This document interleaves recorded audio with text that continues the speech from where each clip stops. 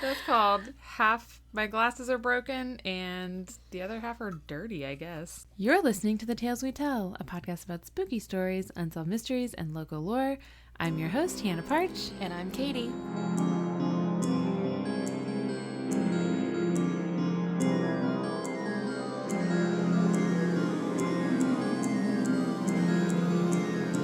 Welcome back. I just realized I didn't write down any announcements. Well, there's one you can go ahead and say that you should have right at the forefront of your brain. Which is... There's flyers all around town about it. Yeah, sorry. Well, we announced it last week also. I think that was before we had the official date and everything, right? Or Nope. no, maybe we did, yeah. We just had gotten the date. But we'll announce it again because we're excited. Yeah. Our live show is May 20th. That's a Saturday at 7:30 at the Bruin in New Bern, North Carolina. Hells yeah. It's free. Come in, get a drink, listen to a good story. Yeah. The drinks aren't free, but the No. story is. Yeah. Also, if you are not in New Bern, you can still listen to that. It will not be on May 20th. It'll be sometime after that. But you can listen. You can watch it if you Or a patron. are a patron. And you can also watch clips of it if you follow us on social media, which are where? That wasn't as smooth as I wanted it to be, but No, not a great segue. go ahead. That's my thing. Sorry. That's what I do. You can follow us on Facebook and Instagram at The Tales We Tell Podcast. If you want to see photos and videos that we post from the episodes, but you don't do the social media, you should check out our website, thetaleswetellpodcast.com. All of our photos and everything are there too. If you want to support us and get yourself some sweet, sweet swag, like wearing, I don't know, one of those baller Sasquatch shirts to the live show, Hell yeah. you can find that at redbubble.com. Search The Tales We Tell. We've got several different logo designs that you can put on pretty much anything. And if you can't come to the live show but want to see the full recording and also get early access, commercial-free listening, other bonus content, sometimes stickers, love notes galore, you can also become patrons at patreon.com/thetaleswetell. Yes. And if you are wondering how much it costs to be a patron, it's $5. Mm-hmm. It's very cheap. Also, I was going to let you know, my dad told me recently he's about to double his... I think he's going to double it. He's going to increase his contribution because the only other podcast that he's a patron of is quitting or like shutting down. And so he's just going to like take what he was giving to them. That's awesome. I know. And I was like, I'll take it. We need to start upping our ante on bonus content. I know. Listen, I realized I did this thing in my head where I was like, oh, we've recorded plenty of bonus content. I was like, no, I've written bonus episodes, and so I think we've recorded them because in my head I have because I saw a couple and I was like, oh yeah, these were really good, and I was like, oh, we didn't actually record those. We should schedule some time to do that one day. We should. We're just busy adults, everyone. Yeah. What am I? Busy injured adults. I know you're. It's been 2 weeks to the day now, and like you can still see the bruise there. Like it's right there, all up there. Like Gross. it's intense bruise, and so I have not been very good about like resting it. You know, I've still been doing housework and whatnot. You not good at resting? I know, it's terrible.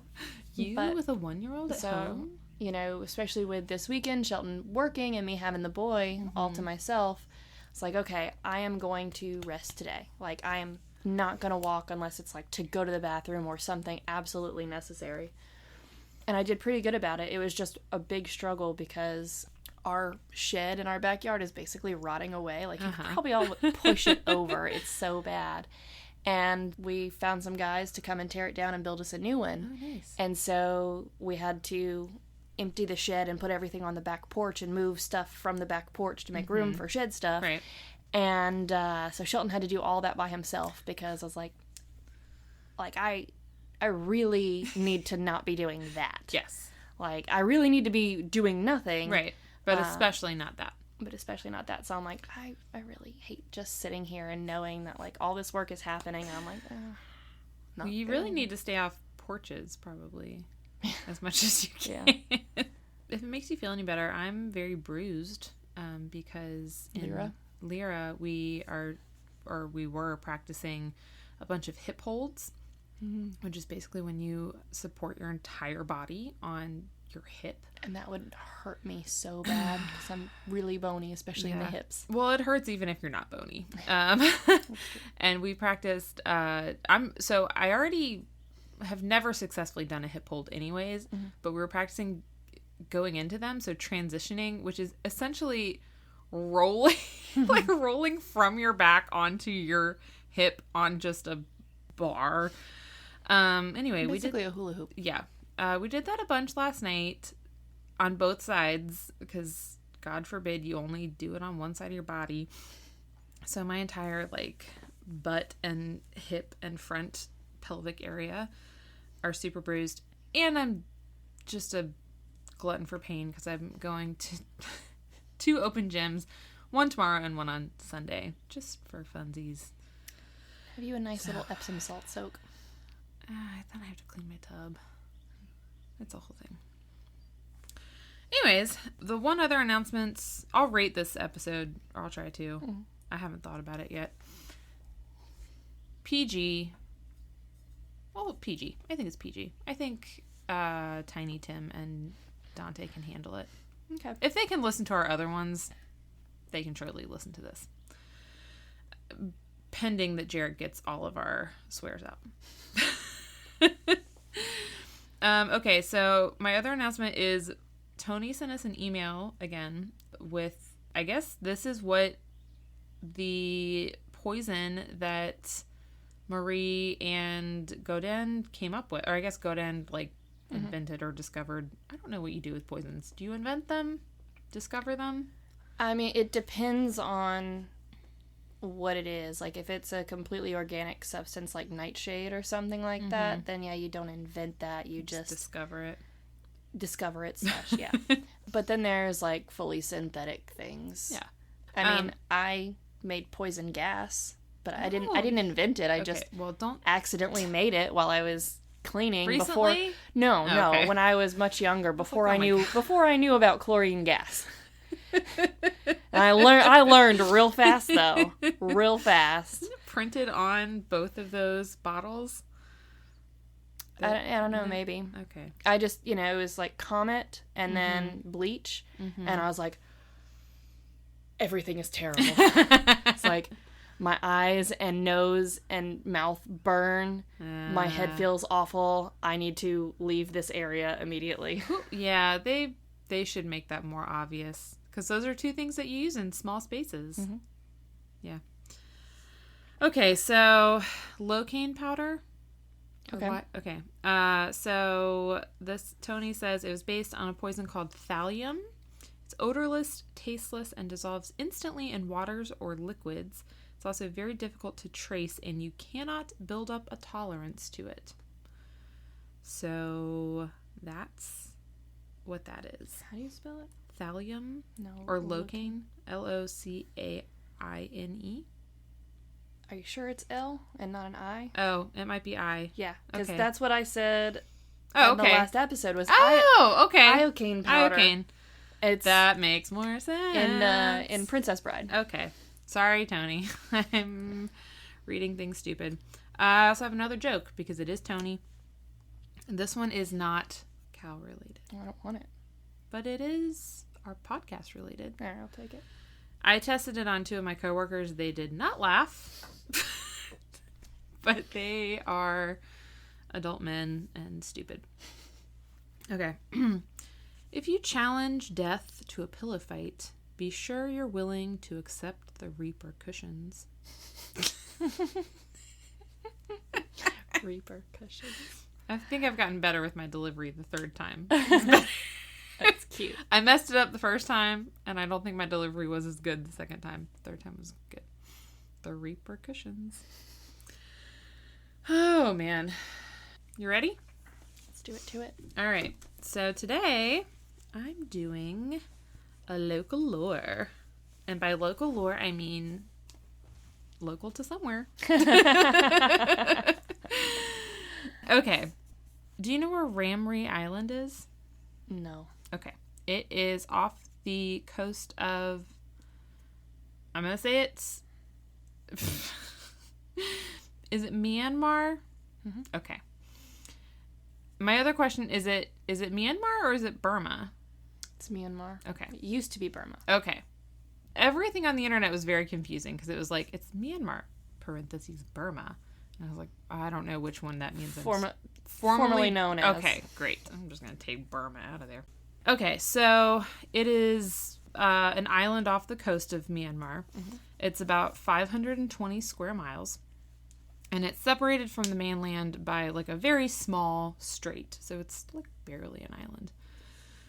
Also, fun fact of the podcast before we get into everything. Did you know that we are a refugee state or a refugee city? Mm. And that we have a bunch of refugees from Myanmar? I did not know that. I learned that last night. Just random connection to the story here. All right, then. Okay. Well, in 1945, famously during war, specifically World War II. One of the big ones. One of the big ones.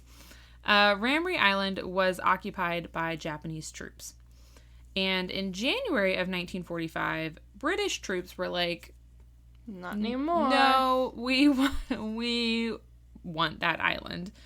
It was apparently very ideal for airfields. And so they were like, we are going to take that. So they planned an invasion. They called it Operation Matador, which began on January 14th.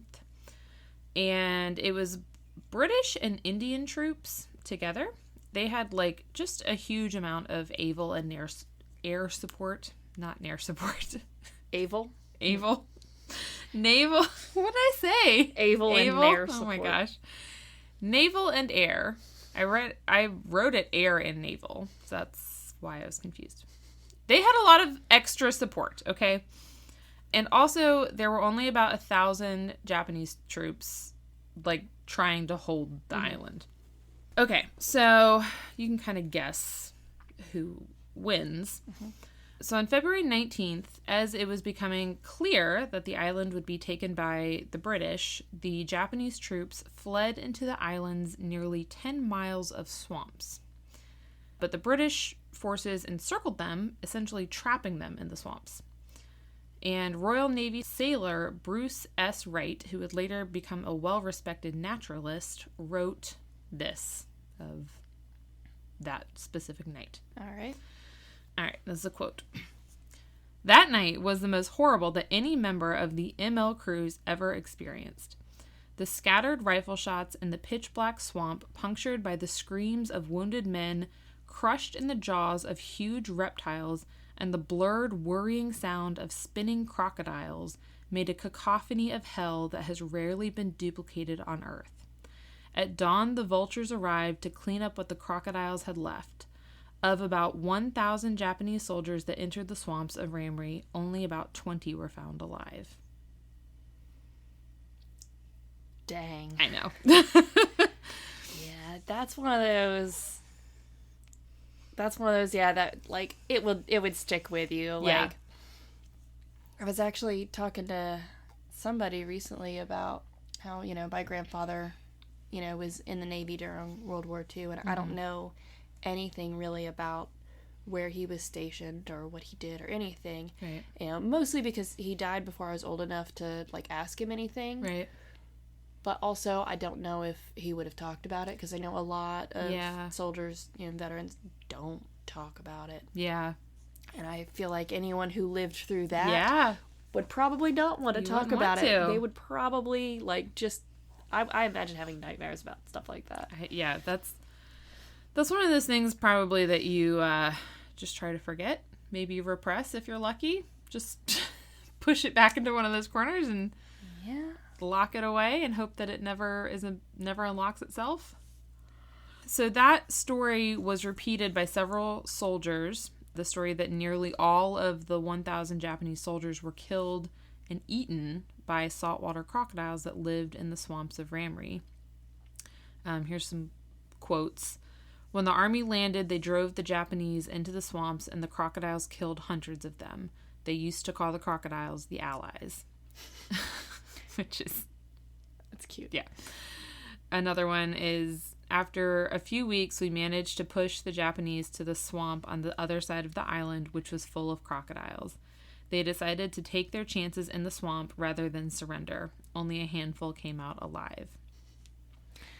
Did I ever tell you about, I work at a national park that was in, swampland and everything, and I was doing this one study where we had to take out and replace root bags. So basically it was like, almost like it was a mesh bag full of soil that was buried in the sediment in the swamp. I already hate this. And so we take out, so it would let any of the plants, their roots would grow through. So like when you take out the bag, there's some roots there and you can study what plants are there and, the health of these plants and everything. And get a kind of idea of the health of the swamp itself. Was this here or was this? This is in Louisiana. Okay. Just based off my research of where crocodiles and alligators are. Okay, sorry. So essentially, we had to pull the old root bags out and then stuff the new ones into the same old holes. You're in the swamp for far too long. But it wasn't just putting it in the dirt.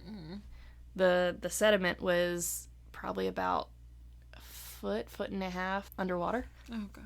So I'm standing there in the swamp, the water almost topping into my boots, bent over with my hands digging around. My elbows past, like the water was just above my elbows and I couldn't see my elbows. Like I couldn't see much below the surface of the water.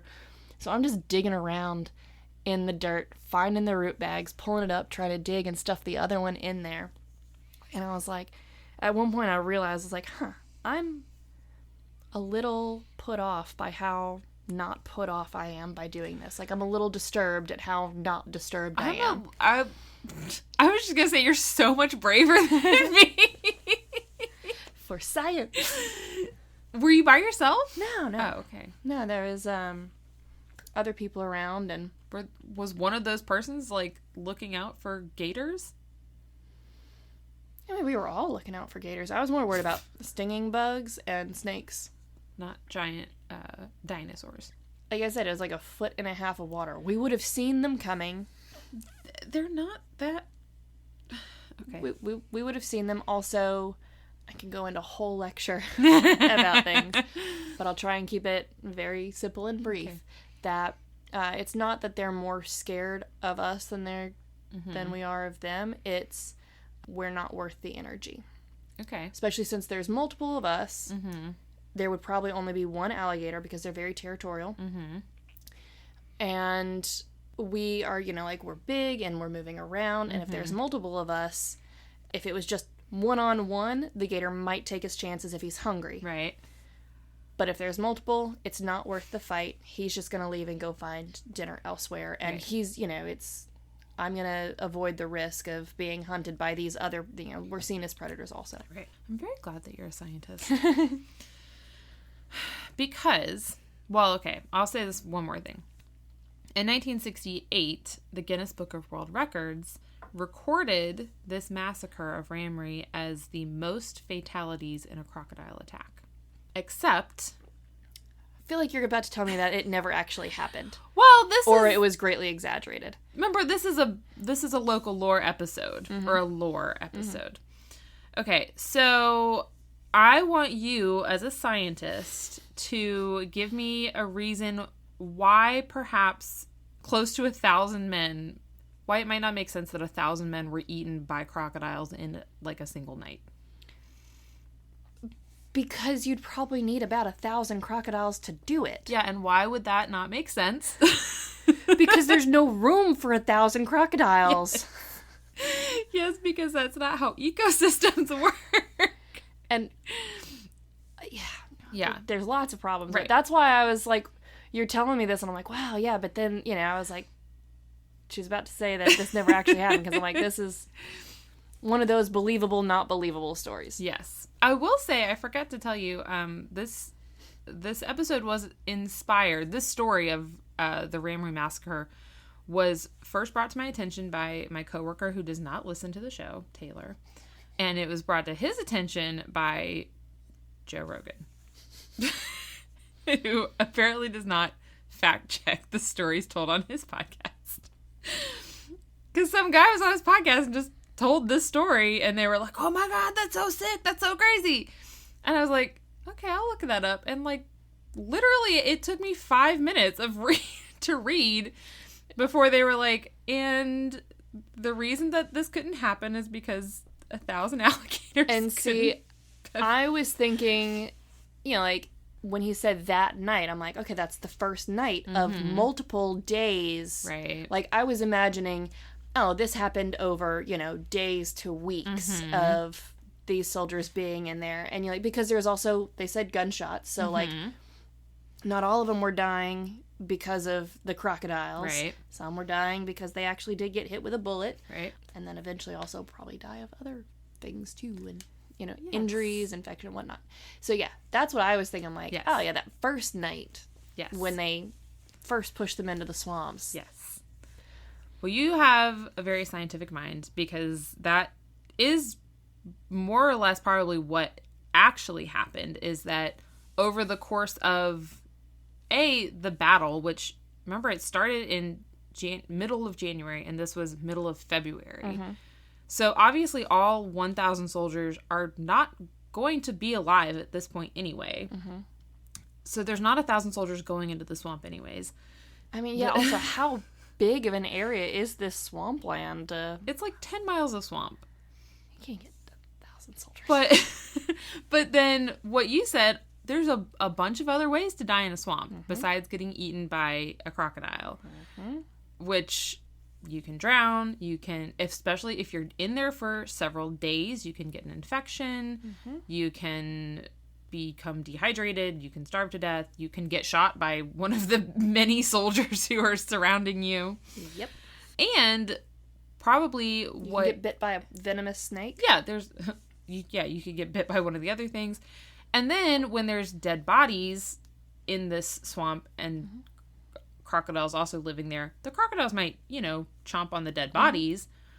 They actually, so I'm not as up on crocodiles as I am on alligators. Oh, don't worry, we're going to get to crocodile facts next. Good. But I know for at least alligators, and I believe it's the exact same with crocodiles, their bite down force much stronger than their open mouth force. That's why you're able to hold an alligator's mouth closed. Yeah. So while yes, they can chomp down and, you know, like, really tear through bone and flesh and everything, they can't open, and they can't chew very well. Yeah. So they prefer their food nice and soft and a little rotten. Yeah. So what they'll do is, after they make their kill, they go hide it in a little honey hole and let it sit there for, I think, a couple of days. Yeah. And then it's nice and soft, and they can just kind of gum it lightly and basically swallow it whole. So disgusting. All right, so besides our main... The alligators think you're disgusting. Good. They can stay away from me.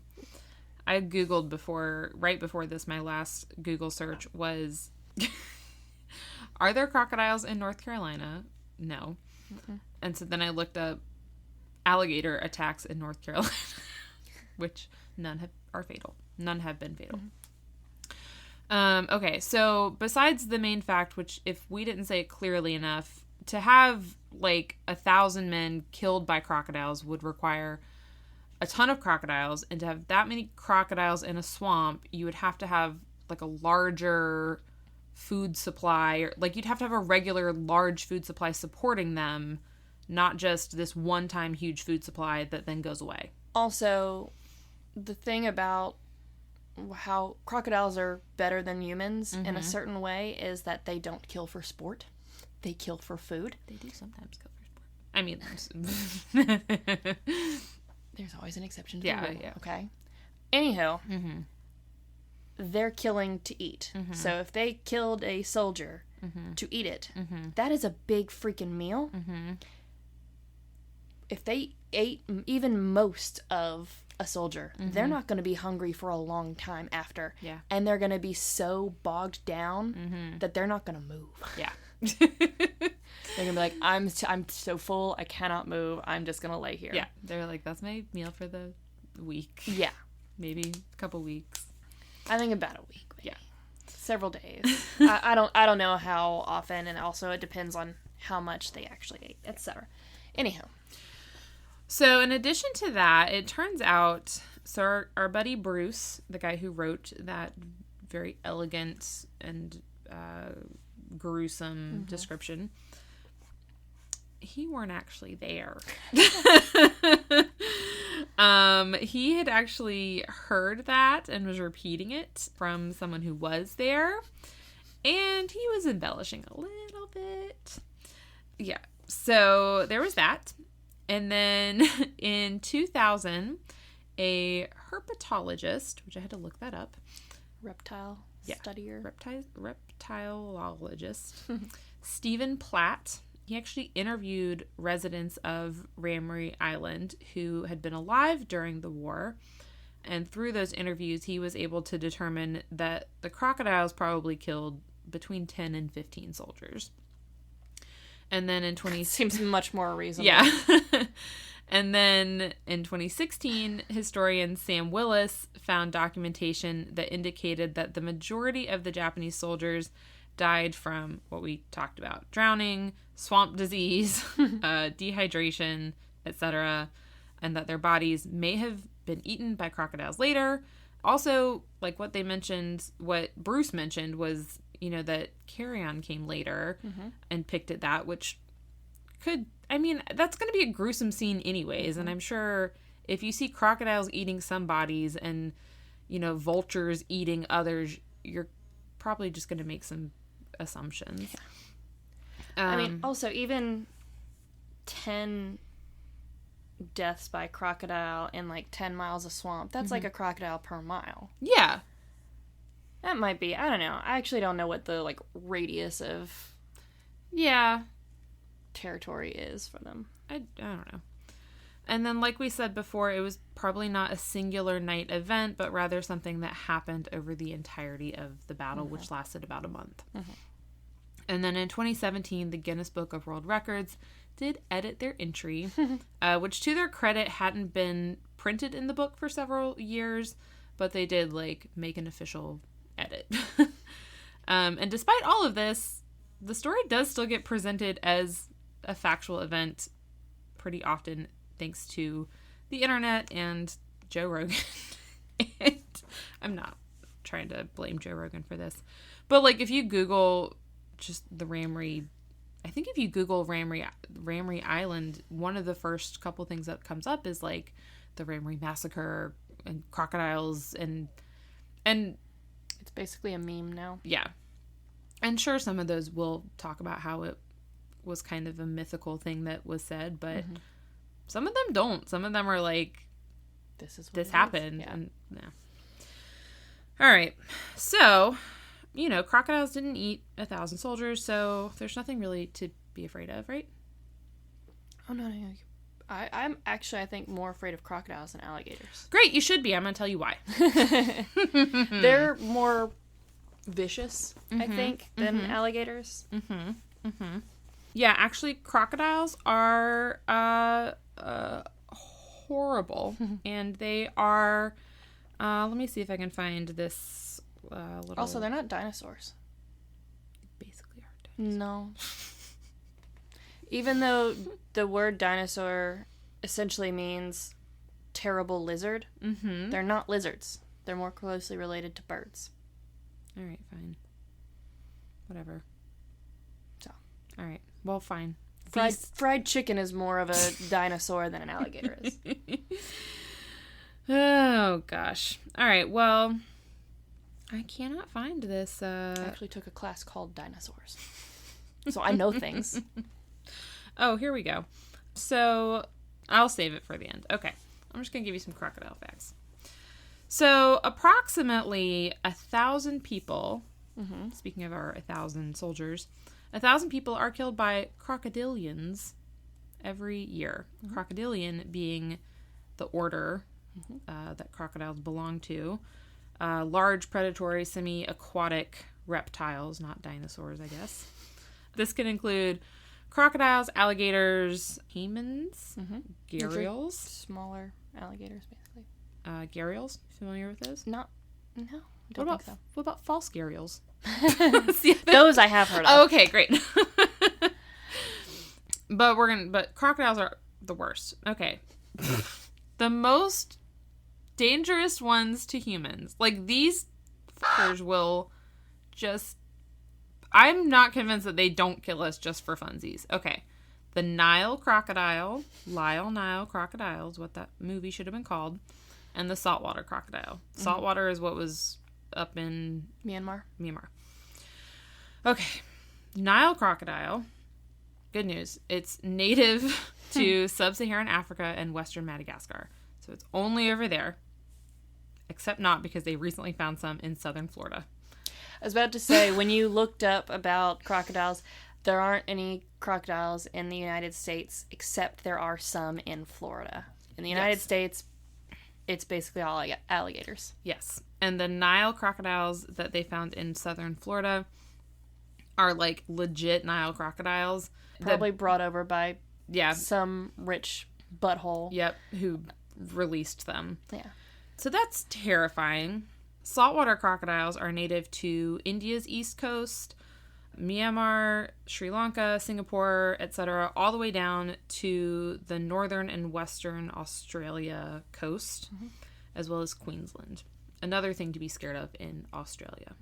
Both of these kinds of crocodiles can get as big as 20 feet, which, find something that's 20 feet long, because I'm horrible at visualizing these. I was telling... From the wall to the door, maybe? I think it's further than that, because I was told last night that the size of the Lyra room is 20 feet. Because Beverly said they laid the floors and they know that it's exactly 20 feet. And I was like, that's so much longer than I thought it was. But also they can get up to, not the average. And also I get that half of that is tail, but still... Tail will trip you up. So long. Did you look up their running speeds? No, because I want to sleep, Katie. There are no crocodiles anywhere near you. Except in Florida. When are you ever in Florida? Okay. First of all, my mother-in-law has a timeshare in Florida, and she tried to get me to go there in March, so... And how many crocodiles did the family see while they were there? Great question. I don't know, because I didn't go. I'm sure they only saw crocodile tears from Tolly. Oh my gosh, I should stop them from taking him next time. All right. Can't be paranoid about everything forever. Well, we're not done. This isn't just going to be about crocodile facts. Okay. You didn't scare me with the ocean. You're not going to scare me with the crocodiles. Well, just listen. Okay, so Nile crocs are generally smaller than the saltwater crocs. Saltwater crocodiles are the largest living reptiles. The largest skull of a saltwater crocodile was found in Cambodia. It was 30 inches long, 19 inches wide. They didn't have the body, but they guesstimated that the body was around 23 feet. Oh, we have a thing. Okay. 19 inches wide. We have a tape measure here, everyone. Oh my gosh. Oh my gosh. Oh! Golly. That's how long it was. That's... So like look, that's both my arms. Yeah, there's the 30 inches. Yeah, that is both my arms. Forearms. Forearms, yeah, sorry. So that's probably maybe one of my... Alright, from the top of your shoulder to, yeah, it's still 2 inches longer. Oh my gosh, that crocodile could have fit my entire arm in its mouth. And then some. And then some. Okay. Well, you would have been choking him by that point, I think. Good. I hope I did. I hope I would. The largest Nile crocodile was found in Tanzania. I do like that Nile crocodile rhymes. That one was 21 feet and 2 inches. They did have the whole croc that time, and he weighed 2,300 pounds. The skeleton? No, the whole crocodile. So I guess they were able to extrapolate based on... No, they killed him. Oh, they okay. shot him. I don't know why. Sorry. I guess because the skull was the last one, so I was still my brain was still thinking No, this skeleton. one was live at one point and they killed him. Okay, never mind. My bad. Yeah. The saltwater crocodile has the strongest bite of any living animal at 3,690 PSI? Yeah, I guess. Pounds per square inch. This just says pounds force. Oh, that's another way of measuring it. Okay. They are hypercarnivorous. I don't know why that word's tripping me up. Which means that more than 70% of their diet is meat. They're apex predators, which means that they don't have any natural predators of their own. Mm-hmm. They are both opportunistic killers. They both ambush their prey. Sometimes they will swallow it whole or drown it. And because of that really strong bite and because of their teeth, which can be up to 3.5 inches long, like from root to tip, that grip is nearly impossible to loosen. So once they bite down on you, you're going to lose whatever they're holding on to. Mm-hmm.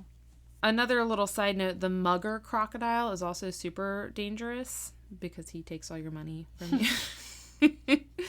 JK. He lives in freshwater in Iran all the way down to India. And he's the first, also the lady, I don't know why I'm just saying he, like it's one singular crocodile. They're the first reptiles to use tools to lure their prey, which that is impressive. Terrifying. You know really how I feel about smart animals. And they also kill several people every year, and they often attack just for territorial reasons rather than like predatory. So that's what I mean by crocodiles are sometimes not whatever. Yeah, no, they're just ornery. Yeah. You know why that is, though, right? Because they have a toothache. No, because they got all those teeth and no toothbrush. Oh, yeah. Where's that from? The water boy. Aw. The medulla oblongata. Mama says. I knew it was... Teeth and no toothbrush. For some reason, I was thinking Mr. Deeds, so I was on the right track with Adam Sandler. It was Adam Sandler, yeah. Being his aw shucks small town self. That's a good role for him. He does it well. Oh, and in The Waterboy, didn't they eat crocodile in that, or was it rattlesnake? It was probably rattlesnake, but I think they had like a pet alligator. Yeah, because he lived in the swamp. Yeah, in Louisiana. Yeah, good topical reference. That's why it's alligators and not crocodiles. Okay. There are thousands of crocodile attacks every year, both fatal and non-fatal. Nile crocodiles live near people, and so they are most frequently the attackers of people. One report had the number anywhere from 275 to 745 attacks per year. And since most of the fatal attacks by Nile crocodiles are likely predatory attacks, that makes Nile crocodiles, quote, the most prolific predator of humans among wild animals. Nice. That's the phrase I was saving. Way to go, Lyle. That's terrifying. Don't go anywhere with Nile crocodiles, then. I'm not planning to. Florida? Jeez. All right. Well, I'm now going to give you some examples of crocodile attacks. Bring it on. I've seen a couple of videos, actually. All of these are fatal. Yep. So sorry.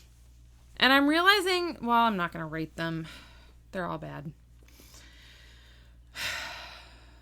Okay. In 1987, Ginger Meadows, who was 24, was visiting Broome, which is in Western Australia, for her birthday. She was a part-time model, and I could not find any other information about her. I assumed she was like a nice person. So she was visiting the Cascade Falls, south of Darwin, with a friend named Jane Burchett. They were on board a boat named the Lady G, which was captained by Bruce Fitzpatrick.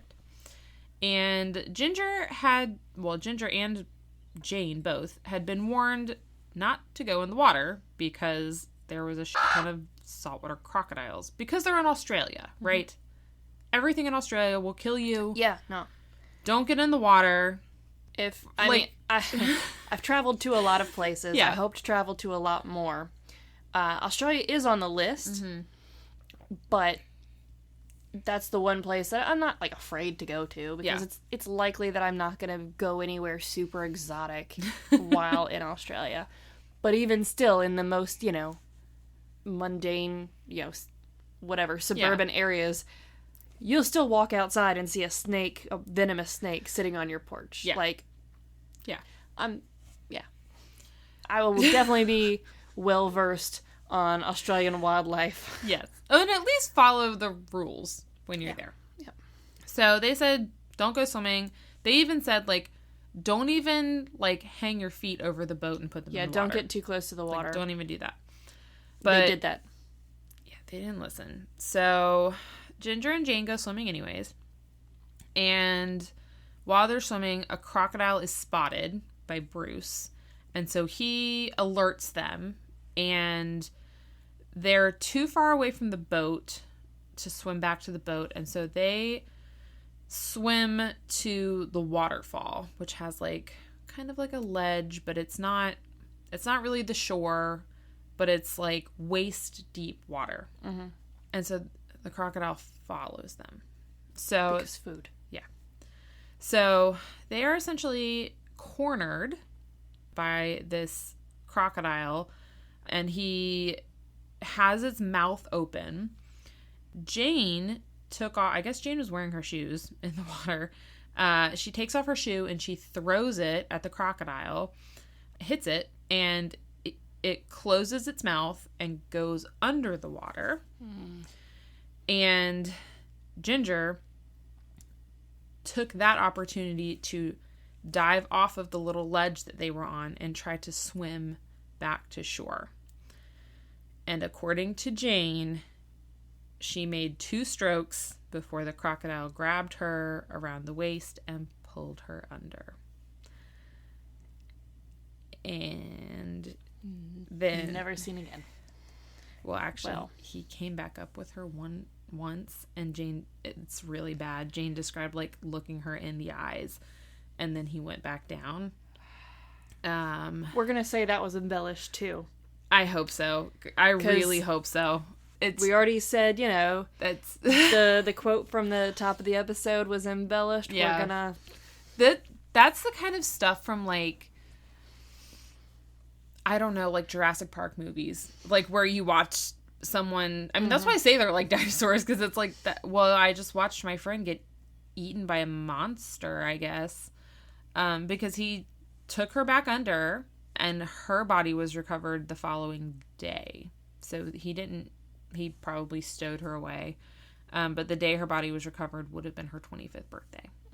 Which is terrible. Jane was fine. Jane got away. That's good. Did the boat come and get her? I guess. I don't really know. They kind of didn't care about that part of the story. It's kind of a major detail. I mean, she was fine. Do you need to top off? No, I think I'm good. I got some good amount. I don't know how much is left. Oh, I need a new glass. Well, I need to go pour this out. Why, you got a bug in yours?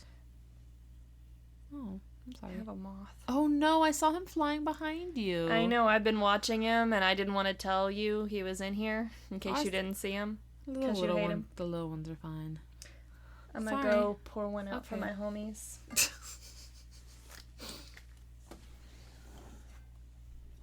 I wonder how many sips I had before I At least you killed the moth. I didn't want to kill the moth. I like moths. Well, he drank himself to death. He's happy.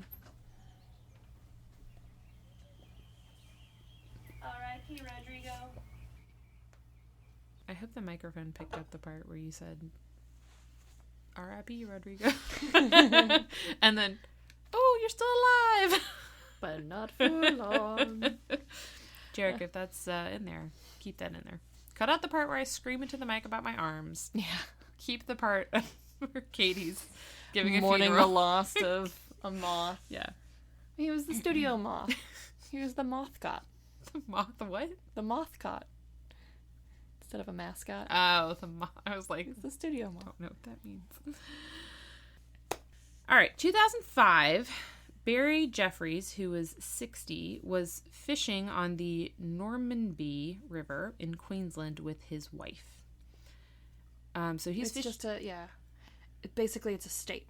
Oh, okay, great. So 1, 2, 3, 4, 5, 6, 7. So it looks like there's basically 7 states or regions or whatever. So yeah, the Northern Territory, South Australia, Western Australia, Queensland, New South Wales, Victoria, and then Tasmania is an island. Okay. New South Wales is where Sydney is. Melbourne is in Victoria, and Brisbane is in Queensland. Oh, okay. And Queensland is up here. Oh, okay. That's probably... Never mind. Okay. I don't know why I thought Queensland was a... I had to look it up because I was like, I know that Queensland is part of the country, and I was trying to remember. I was trying to remember too. I'm like, okay, I couldn't remember if there was 3 or 5, but apparently there's 7. There's 7. But I knew that the country is broken up into large chunks. Just a few large chunks, like essentially our states. Right. And I was pretty sure that Queensland was one. Right. I think I was thinking... I just haven't studied Australia in a while. I think I was thinking New Zealand? New Zealand's its own country. Okay, cool. I've been there. Nice.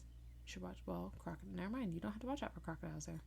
According to I think my research. One of the biggest concerns when we were in New Zealand was the boiling mud pits. Oh my gosh. Why is this earth so scary? It's like God wants to kill us. Apparently a woman actually, while we were there, I think there was some around the hotel that we were staying at, and they had walking trails. Did she fall in? She fell in and was scalded to death. Oh, to death while you were there? I mean, we didn't see it happen. Well, it was literally we were just staying there at the hotel, and then we heard about it later on. I thought you were just going to be she got really bad burns. No, she was just scalded to death. It's boiling mud. I understand that, but do you know how hot that mud has to be for it to boil? Well, I didn't know how deep it was. It doesn't need to be that deep for her to get such horrible burns that she dies. You can fall in and get mud on your leg and not die from it. I said boiling mud pits. Okay, pit implies large enough to fall into and be submerged in. I'm so traumatized. You weren't even there. I was. I know. I didn't see it. I didn't even know these things existed until 30 seconds ago. I didn't see it. I was not aware of it at the time. This is just something that has been told to me by my parents. When we reminisce over our time while living in Singapore and all of our different travels. I'm going to look it up later, so that's what I'm going to be thinking about tonight when I'm not sleeping. Okay, back to Barry Jeffries. So he's fishing with his wife in a canoe. So he's on top of the water in a boat. Just fishing, minding his own business, when all of a sudden a saltwater crocodile, I don't know, all I know is it grabbed his arm. So I don't know if it climbed into his canoe or if he was reaching into the water. I guess he was probably reaching over to get something in the water or reaching to fix something. He could just be, rinsing his hand off. Maybe he just baited his hook or something. Right. And he just wanted to rinse whatever off of his hands. That makes more sense than what I wrote, or he might have, maybe it was hot, so he took his handkerchief or something, put it in the water to tie around his neck, and that makes way more sense. Because I just wrote the saltwater crocodile got in the canoe? ? No, okay. The crocodile grabbed his arm. It pulled him into the water, which capsized the canoe. His wife thankfully was able to swim to shore and get help. And there was a very extensive search for his body. And I went down a little bit of a rabbit hole searching articles. I was just searching his name and the year. And I was just finding various articles on different news sites that were another crocodile that they think might have been the one to attack Barry Jeffries is found. So they found one that they thought had attacked him and they shot it, but then they did a gut content analysis. Yeah. And there were no human remains. But that doesn't necessarily mean that it wasn't that crocodile, because like you said, it could have taken his body and stored it away somewhere, not eaten it yet. And then there were just a lot of articles that were like, he's presumed dead, but I couldn't find like real confirmation. Later, it was determined that a different crocodile attacked him. What I kind of gathered, I'm not sure if this is true or just rumors, was that possibly that crocodile was taken to a zoo. And I did read something that later that crocodile regurgitated a dental plate that belonged to Barry. So I'm not sure. I think his family did get confirmation that that remains were found. Probably enough for, like, insurance policies and Yeah. such. Because otherwise, if they're missing, presumed dead, I think you have to wait a certain amount of time before you can have him declared legally dead, and therefore, insurance, like life insurance policies, and, just close the book on all that. Okay, so that was Barry. And I saved the worst one for last. If you tell me the one about the little kid in Florida... No. Okay, good. No. I was about to say, I'm leaving. No. I've already heard that story. I've seen the news on it. No. I kept the children out of this. Thank you. I did almost include one about a scientist in, I want to say like Singapore or something. She was feeding a crocodile in an enclosure, and the crocodile like leaped up the side of its enclosure and grabbed her, which was terrifying. But I was getting really bummed out by all of these, so let's keep it light, keep it breezy. But I did feel like I needed to give Australia a break, and also I needed to target the Nile crocodile. Oh, Lyle. Okay. So in 2010, 35-year-old Hendrik, I think his last name is pronounced Kotze. He was leading a very small expedition down the Lukuga River. And he was extremely experienced. Like, he was a very experienced outdoorsman. This was not his first expedition. Which also just kind of goes to show that it doesn't matter how experienced you are. Accidents still happen. Yes. Like, things can go wrong. Mm-hmm. That's not to deter anyone from doing things. Yeah. That's just a reminder, like, don't get cocky. Yeah. Like, I've been out, like, on boats with people, or I've been out doing field work with people that are, I'm, super experienced and blah, blah, blah, blah, blah. And meanwhile, like those might be some of the people attending. Meanwhile, the guys are like, that's nice. You still need to pay attention. Yeah. Like, you need to go through all of our safety procedures and blah, blah, blah, blah, blah. And I'm just like, yeah. Anytime I do something extreme like that, or anything, like whitewater rafting or any kind of like zip lining or whatever, I always go into it and act like I've never done it before. Right. So that, I make sure that I'm fresh on, just because I went rafting 6 years ago doesn't mean I still remember all of the safety things. Yeah. Like, I need to know all the techniques, plus things may have changed in the past few years. So. Yeah. Anyways, let me take my soapbox and pack that up. Okay, so he was not only very experienced with the outdoors, he was a very experienced kayaker. He was very experienced, I think, on this particular river. He had already led an expedition.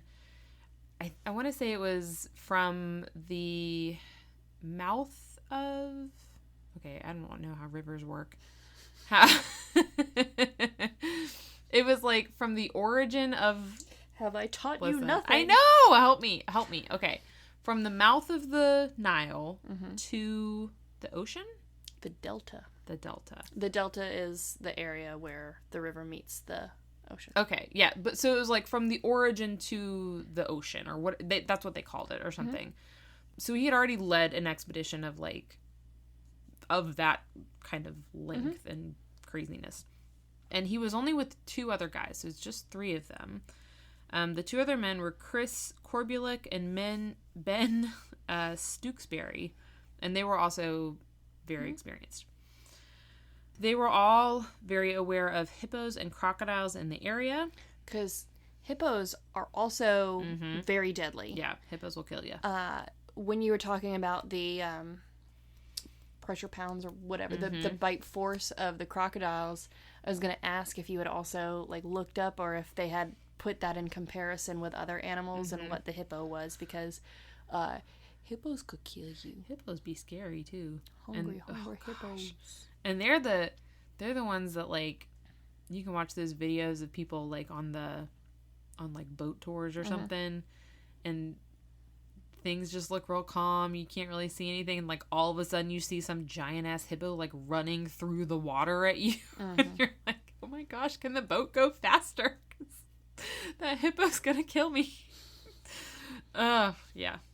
I feel like I've seen videos or like heard about videos or instances of hippos and crocodiles fighting. Oh gosh. Maybe we'll look that up after this. So and maybe it was just like a hypothetical of like sharks versus bears. Yeah, who would win? Hippos versus crocs. Ugh. So they were really aware that there were hippos and crocodiles in this river. They knew to be cautious of them.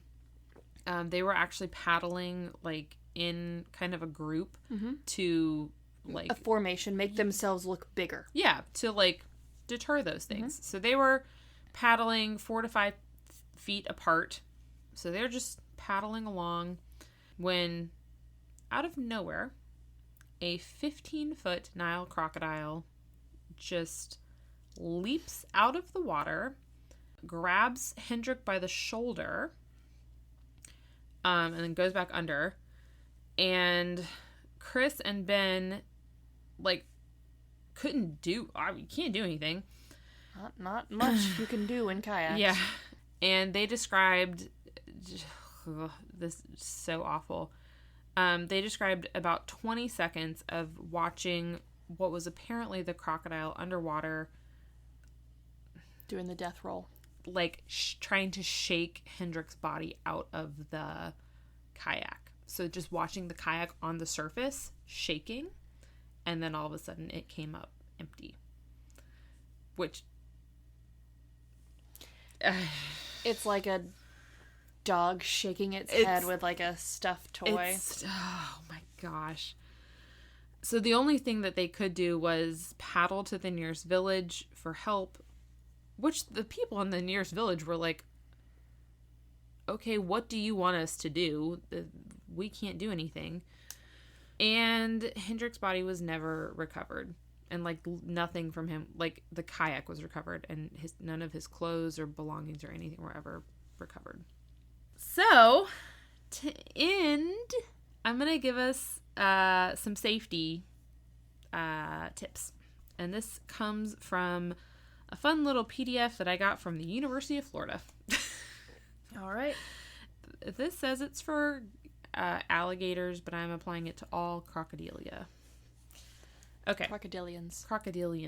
There you go. Okay. So first, we're going to talk about how to prevent negative interactions. Don't be in their space. Yeah. First of all, leave them the alone. Hey, this is a PG episode. Sorry. Also, I made that one up. That was my own. Okay. Tip number 1, never feed an alligator or a crocodile. That is illegal. Unless you are Robert Irwin. Or on a swamp boat tour in Louisiana. Sure. And they give you marshmallows. There was an alligator at the park that I worked at that he would hang out under one of the boardwalks. And, you know, anytime you walk by, he would kind of like thrash around and basically put on a little show. And I named him Marshmallow because I'm like, obviously, you know, he's used to being around people and like he's showing off because he's probably been fed marshmallows and other treats and things by humans before, so. I don't think we should feed them marshmallows. They don't We deserve absolutely them. should not feed... Don't feed wildlife. Don't feed wild animals. Oh, yeah, don't feed Do not encourage animals to have interactions with humans because humans are awful. Except for raccoons. They have cute little hands. They do. And it's really cute to see them grab things. Like cat food. And then just saunter away like nothing to see here. All right. Okay. Tip number 2. Keep a safe distance or avoid areas known to have alligators or crocodiles. That's what I said, the first one. Stay the F away from them. I don't like this second one because I'm going to change it. Okay, according to the University of Florida, swim only in designated areas during daylight. Even better, have a designated lookout to keep watch for alligators or crocodiles. Stay out of the water. I'm going to change it. Stay out of the water. If you live in Florida or Louisiana or somewhere where crocodiles or alligators are, stay out of the water. Just stay out of the water. You don't need to be in there. Find someone with a pool. Or go to Target or Walmart and get a $25 10-foot blow-up pool and hang out in that thing. A couple of years ago, we were out with Stephanie and Devin and probably Connor and Bianca too. I think were there, and we were in their boat, in Stephanie and Devin's boat, and we were out at the little where they had Aquapalooza, the little kind of lagoon area off of Bryce's Creek. So we were just docked the boat there, not docked, we anchored and got out on a tube, and we would swim around and float and swim and float. And then so I think we were hanging out on one of the little floats, and a boat comes by, said, "Hey, by the way, guys, there's an alligator right over there." Oh gosh. Katy. What? Stay out of the water. There's alligators here. I'm going to take my nephew. I'm going to take custody of him. They're going to put him in the water here. All right. Tip number 4. Keep pets away from the water. Yes. Because except cats. Apparently cats can hold their own against alligators. Oh. Have you seen that video? No. It's I believe it, though. It looks like it's like a boat ramp or something, and there's one, maybe 2 alligators that like were trying to come up on the come up the boat ramp or like onto shore. And it's just a cat just like hissed and kind of like batted at one of the alligator's nose, and they were like, "Okay, just gonna back away." I'm gonna try and find that video. Don't gators also kind of make a hissing sound? They do. Which is also alligators terrifying. I feel like I feel like the same kind of mean and like animals that give off the same mean energy, like cats or geese or swans. They could kind of. They're territorial. Like, I feel like if a gator tried to come up and there was like a goose, like the neighborhood goose was there. Everything comes back to confidence, right? Like, you walk in like you own the room, like just have that swagger. You know, like dogs are pets or whatever. You know, they have their people. Cats have servants. Yeah, that's true. You know, like we live to serve the cats. Like they own the world. They act like it. They are the biggest, baddest thing in the room. And, you know, they just go with it. And I gotta find that video. Well, but in all seriousness, everyone, keep your pets away from the water. Especially if you live in Florida or Louisiana. Or apparently South Carolina. That's where a lot of the deadly gator attacks were that I also looked up. And then the last one, recognize the threat and take precautions to minimize, which is just a summary of everything we just said. All right. Now I have what to do in the event of an attack. Pray. Okay. Yeah. Say a prayer. All right. Hold on. Number 1. Okay, this is presuming that you're not in the jaws. Run in a straight line. Do not zigzag. I don't know. They did not give an explanation as to why you shouldn't zigzag. I guess it angers them. Wait, hold on. I'm sorry. I got distracted. Start over. I'm sorry. Run in a straight line. Do not zigzag. Unless the gator has a gun. In which case you do want to zigzag.